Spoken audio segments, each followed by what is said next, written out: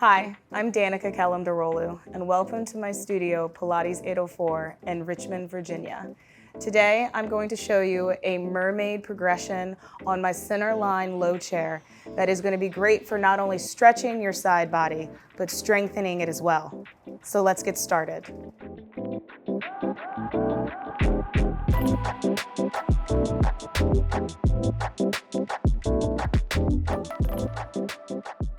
Working my side body on the chair is my favorite place, so let's get to it. Let's start with an easy lateral stretch. That's really a mermaid, but nice and easy. So come sitting on your chair, but sit off center so that one whole side of your pelvis, one whole hip is actually hanging off the chair. Because as you move towards the pedal, you have to have what I like to call hipability and chair to move and roll out onto, because I am gonna come across my inner thigh very much, as you're about to see. So even though my pelvis is hanging off the chair, I'm gonna say to my core muscles, lift and pull and level the ASIS and try and really stack ribs on top. Arms reach out, and then as I reach out to the pedal, I'm not thinking so much put my hand on the pedal as I am find my spine reach and tilt out onto my lateral line. And then as I start to go into the spring, I can use the opposite leg as weighted opposition and get a great stretch. And then if I think reach through the leg, it's enough oppositional weight to allow my side body of the top side to lift me back up. And again, try to avoid dropping down just because you're hanging off the chair on one side. And reaching out with an inhale. Exhale as you go into the pedal. Now, is it okay to lift that opposite leg? Yes, it is. And then look, we're looking for more of our side line, which we're going to use in our side bend work in just a moment. Then you can get a great stretch, lowering the leg back down, coming into the side bend on that bottom side, and lift the pedal back up. You can get very undulatory just so that it feels good. And what if you think lead with the rib cage, so that as you get to the pedal, there's more of a side-lying, snaking undulation, which feels so good for your thoracic mobility and such a great opening stretch between the ribs and the pelvis. Lift the leg if you like, and then find what just feels good. Now, if we're gonna bring this into more of a strengthening exercise versus a stretching feel-good exercise, come all the way sitting on top of the chair. And it's fine to have legs all the way together, but what you wanna do is cross at the ankles.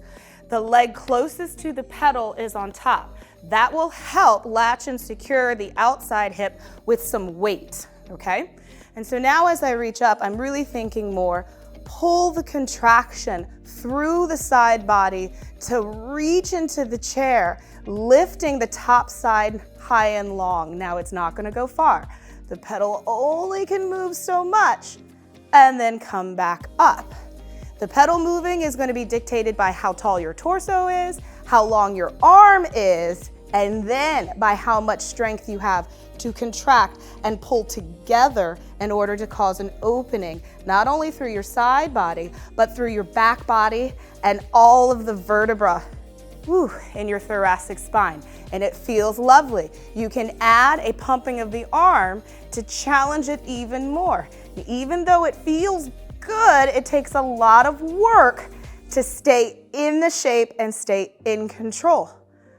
Now, if we want to add even more spice to that, we can really fire up the quads, straighten out the legs. And we've got this cross position where if I was in a Pilates stance, it brings one leg on top, one leg on bottom. Now you have to be careful that you don't try to use your feet to hold you together, because that's not the work. Wrap and squeeze your center line. Now what this is going to cause is more activation in your hip flexors and obviously quads, but now my psoas is working triple duty. It's working as a hip flexor, it's working as a mover of my back, and as I side bend and go over, I am asking a completely different work of the psoas and eccentric work in that psoas on this side as I work the concentric side and the obliques towards the pedal.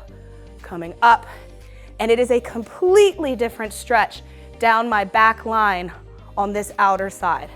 And come up, and it really burns. But that's the thigh strength you're gonna need if you wanna take it all the way out onto your side. So let's go back to that first position where I'm off the chair.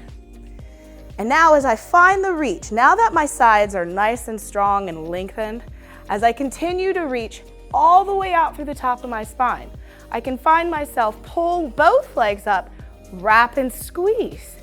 And now I'm into any side bend variation that I want to take. I can even work the cervical, changing my view from looking at the floor to looking forward and to looking up. That really works the obliques and the neck, which are important. And then I'm going to think about my eyes reaching up around to try and see my toes to come into that side bend and lengthen back out. And then if I want to get even more fun, as I go into an oppositional walking or scissor stretch, and a little bit of side legs that you could pull any choreography from your mat work that you can do.